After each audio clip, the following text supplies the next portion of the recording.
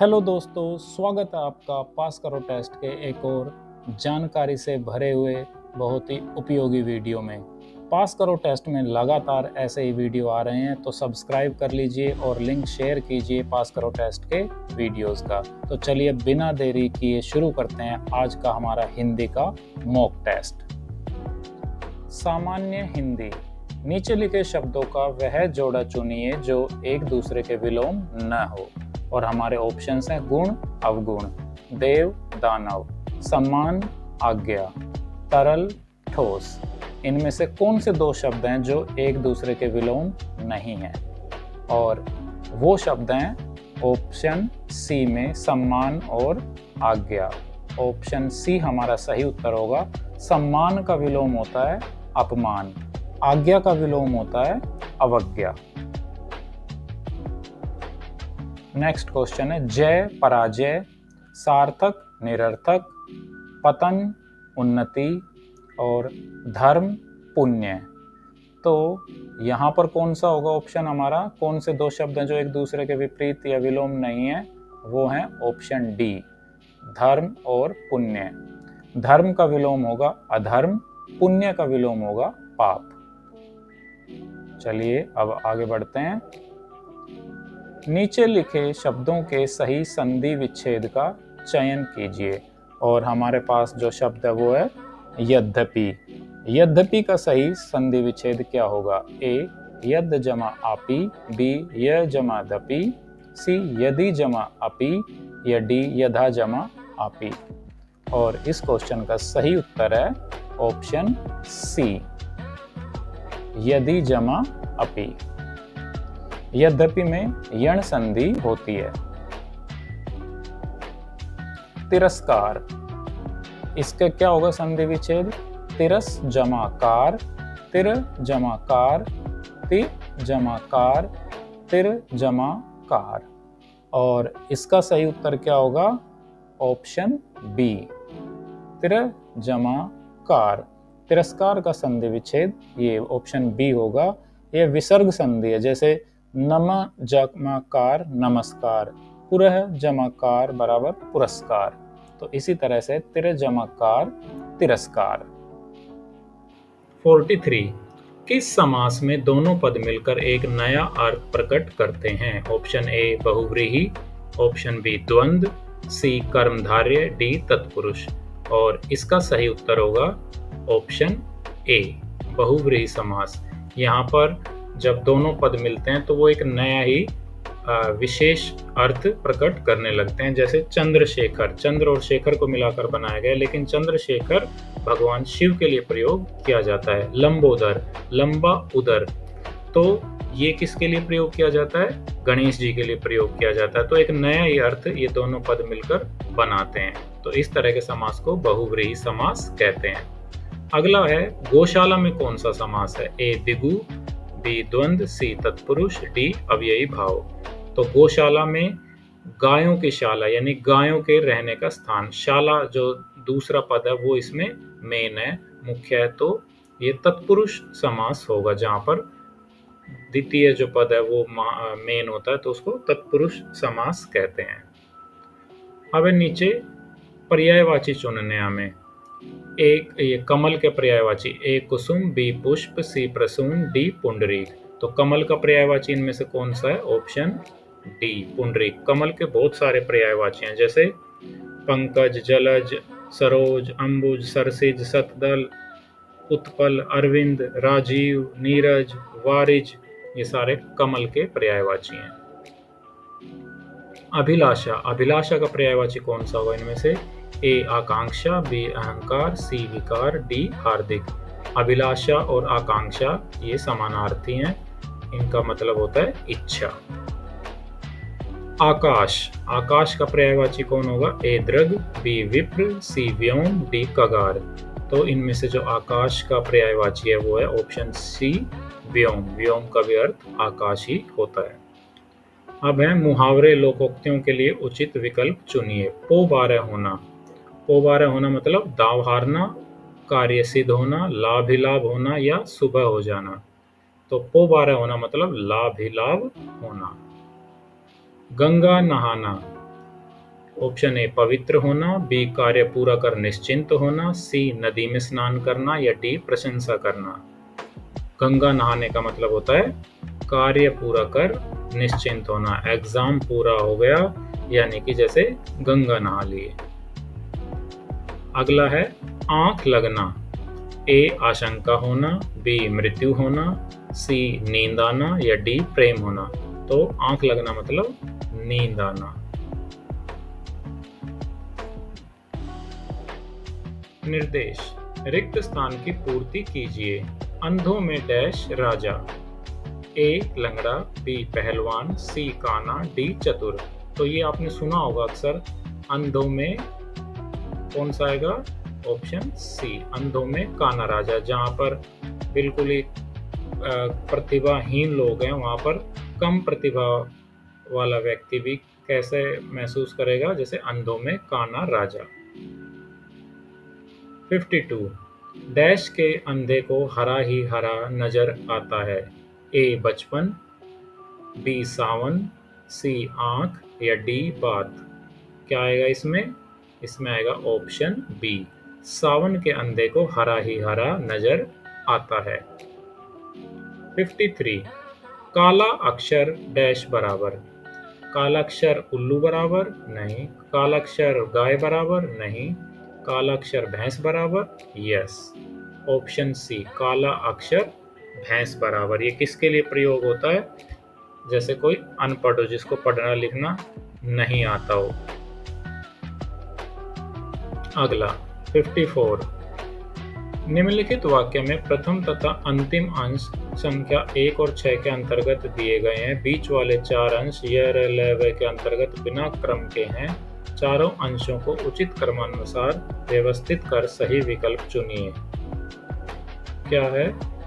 गृहिणी ग्रस्त जीवन रूपी नौका की वह पतवार है, यह इस नौका को भी र बचाती हुई, ल थपेड़ों और भंवरों से, वह जो अपनी बुद्धिमत्ता, चरित्र बल और त्यागमय जीवन से। अब इसका सही क्रम कैसे लगेगा वो देखते हैं। तो ये है हमारा छठा वाक्य, किनारे तक पहुंचाती है। अब इसमें ये ऑप्शंस दिए गए हैं, पहले य, फिर र, फिर ल, व, या फिर ऑप्शन बी र ल य व, सी ल र व य, डी व य ल र। यानी कि उनमें से जो वाक्य है कौन सा पहले आएगा कौन सा बाद में आएगा। तो आप पीछे वीडियो को बैक करके भी उनको दोबारा देख सकते हैं। इसका जो सही उत्तर होगा वो होगा ऑप्शन डी। और पूरा वाक्य फिर कैसे बन जाएगा, ये पूरा जो फ्रेज है वो कैसे बनेगा? गृहिणी गृहस्थ जीवन रूपी नौका की वह पतवार है जो अपनी बुद्धिमत्ता, चरित्र बल और त्यागमय जीवन से इस नौका को थपेड़ों और भंवरों से बचाती हुई किनारे तक पहुंचाती है। ये वाक्य पूरा फ्रेज बन जाएगा। नेक्स्ट क्वेश्चन लेते हैं। 55 से 56 में हमें क्या करना है? निम्नलिखित वाक्य त्रुटिपूर्ण अथवा त्रुटिहीन है।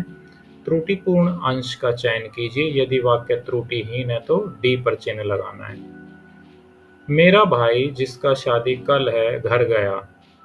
अब ये पद अलग अलग इसमें बांटे हुए हैं, जैसे ए, बी, सी और डी। तो इस वाक्य में कहाँ पर कोई त्रुटि है? इस वाक्य में त्रुटि है यहाँ पर ऑप्शन बी में, जिसका शादी कल है की जगह पर आएगा मेरा भाई जिसकी शादी कल है। यहाँ पर शादी स्त्रीलिंग होता तो जिसका शादी नहीं, जिसकी शादी कल है। ऑप्शन बी यहाँ पर ये गलत है।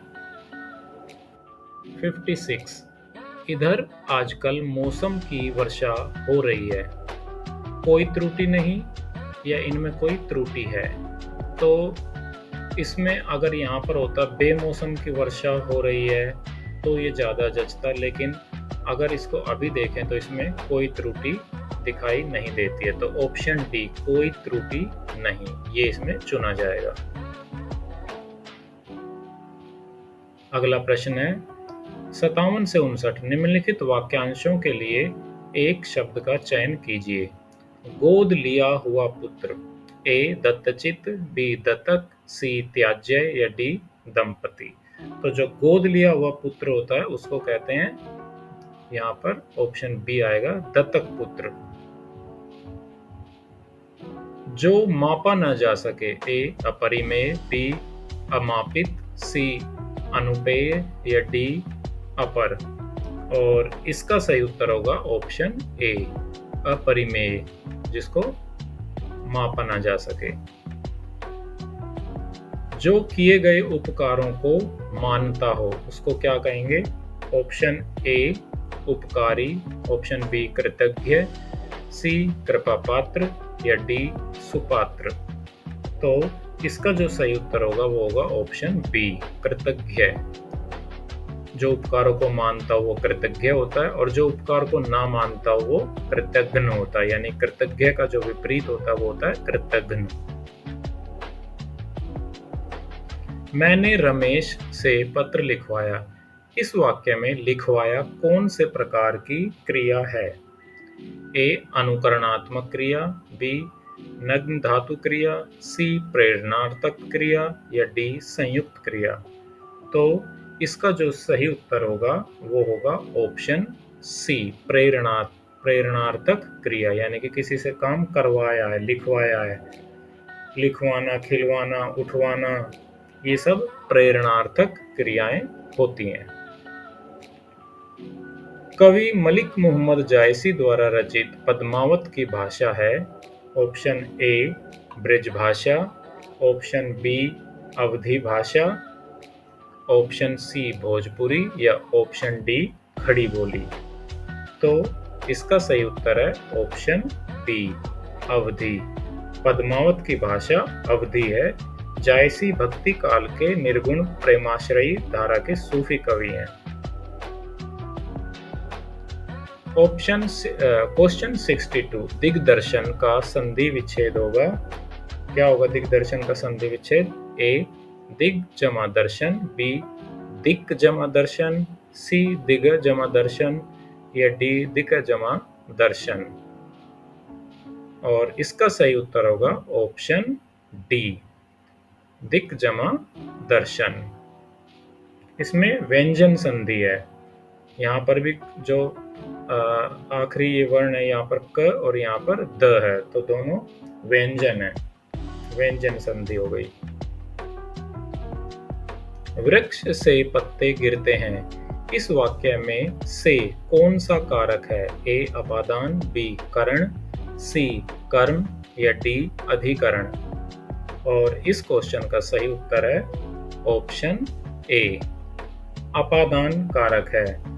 कर्ता ने कर्म से करण को करण से या के द्वारा संप्रदान के लिए अपादान से अलगाव के अर्थ में, जब अलगाव हो रहा है यानी कि अपादान। वृक्ष से पत्ते गिरते हैं। 64 से 66 में हमें क्या करना है? निम्नलिखित में से असमार्थक शब्द का चयन कीजिए।